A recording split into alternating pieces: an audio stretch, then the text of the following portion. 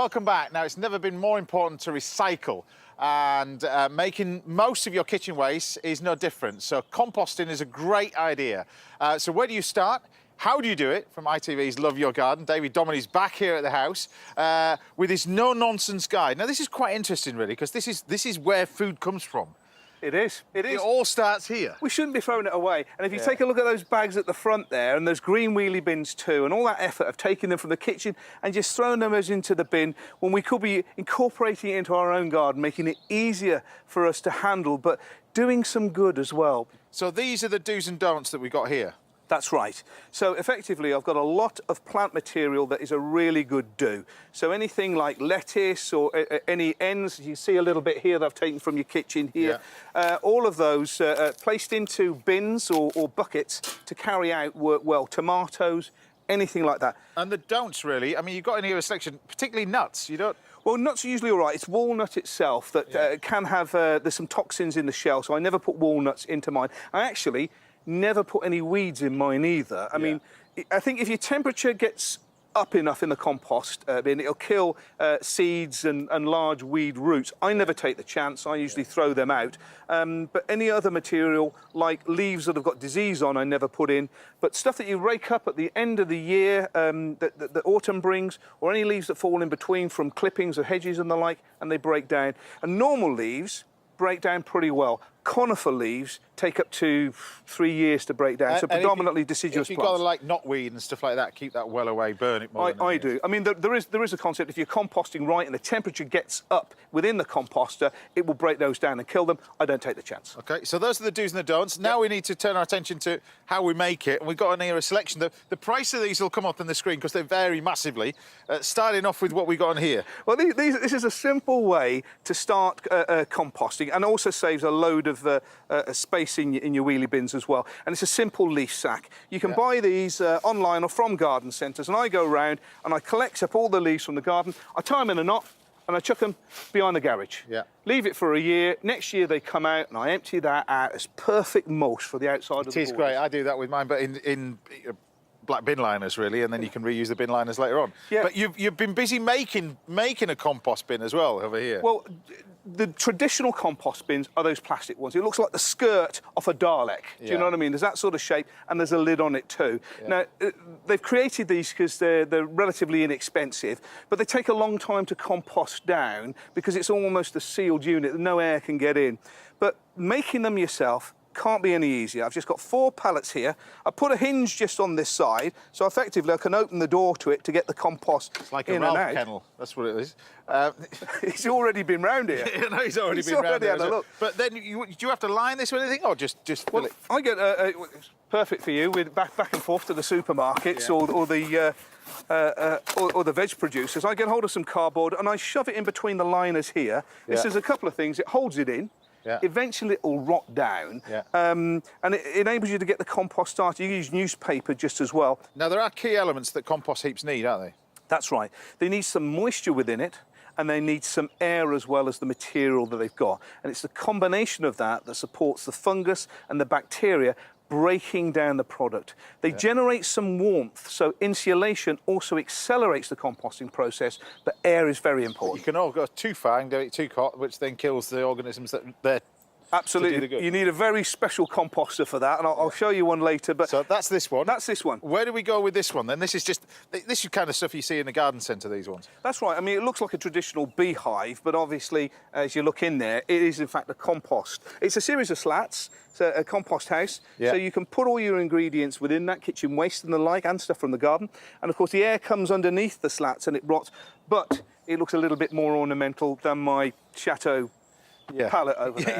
And then this is a fancy one over here. It looks like tombola, but what on earth does this do? Well, what the others don't do is you need to get more air in. So by turning the compost, you get more air in, and it fluffs it up a little bit, and it helps the bacteria do their work. So with composters like this, you probably put a fork in and just give it a little turn to get that air in. This one, you can rotate, and by rotating it, of course, it's letting the... Where on earth did you get this from? You've got There's not some village hall that's going to be sad on a Wednesday night, is there? Really, the tombola's not going to happen. Yeah, garden gate number 8. There's a couple of things about this one. First of all, as you can see, there's a rubber lining in it, so it enables the compost to warm up more. And the more it warms up, the quicker it breaks down, really. Right. So when it's insulated, so you can fill one up and then effectively get that composting whilst you're filling the second one up. So you can rotate between the two. And what happens is... Good idea. I mean, this is going to take a lot quicker than what one of these is, isn't it, really, if you want... Phenomenally. You know, it's a matter of weeks, you know, a couple of months, something similar to that, where these ones are considerably longer. Yeah. But you've got to wake up and have a quick turn every morning, and then one during the evening, a quick spin, and it's rotting. So it's stuff from the kitchen that's coming out into the garden to grow more stuff to go back into the kitchen. Right, and then this one looks a bit serious, this one. Yes, and I know you are a great fan. This is the Ferrari of the compost bin world. I like this one. I like this one. And it's really, it's very clever, because it takes air from up at the bottom, there's a filter at the bottom, and it composts. But as you can see here, it's heavily insulated as well. So this enables the compost to generate significant more heat due to the bacteria breaking down. Because of the heat, you can put additional things in it that you wouldn't normally put in there. Well, it can get up to about 60 degrees, which is quite significant. So you should be able to compost a chicken, because the bones over a period of time will break down into calcium carbonate. But if you're not composting chicken bones and just doing normal material, it is a matter of weeks from putting it in here to actually becoming compost itself. And it's actually got a thermometer on it as well. Thermometer on it and a vent up there. Yeah, all right. Lovely. It's not bright red.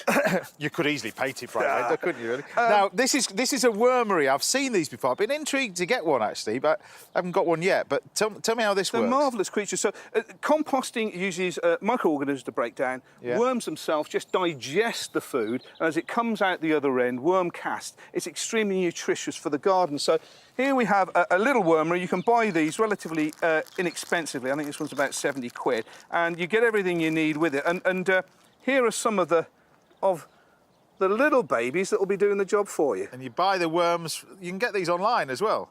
You can get these online as well. There's many firms that are selling worms that you can use in your garden normally, or specific worms for composting.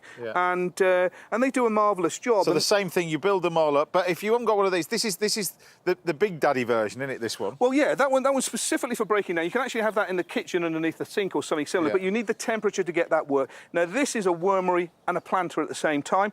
There's a tube just in the centre where you put all of your kitchen waste within that, and there are holes all the way down the side. So what happens is that you can plant plants. We've done these. It's pretty impressive, isn't it, really? Yeah, and the worms will effectively go out into the compost, come back in here where you've put in your kitchen waste, and break those down, and effectively it's creating the own food for the plants you've got. Now, we've put ornamental plants in here, but you could just as easily put a load of herbs. Herbs in it, and you can build this as high as you want to. You can. Now, they're not cheap, but there's a way of doing something a little different. And I've done this at home just to bring up for you. And did you want the worms here? I'll give you these. Here, pass us a few worms. There you go. Thank you very much.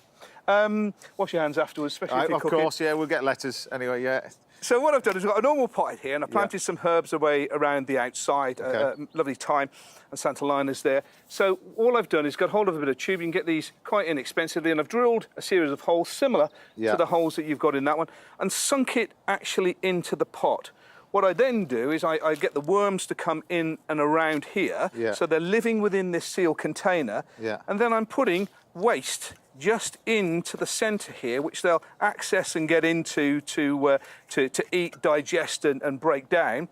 I usually put the bowl on the top. You could either put water in there for birds, or a little bit of food, because you want to eat in the food, not your worms. And that becomes quite a nice little nature ornamental container that you're composting. The worms are doing the job for you. Almost self-feeding vessel, isn't it, really? It is. There you go. Well, thanks for that, David. It's a fascinating subject, isn't it, really? It's great. It all starts with this as well. It's brilliant. Right, I'll see you after the break.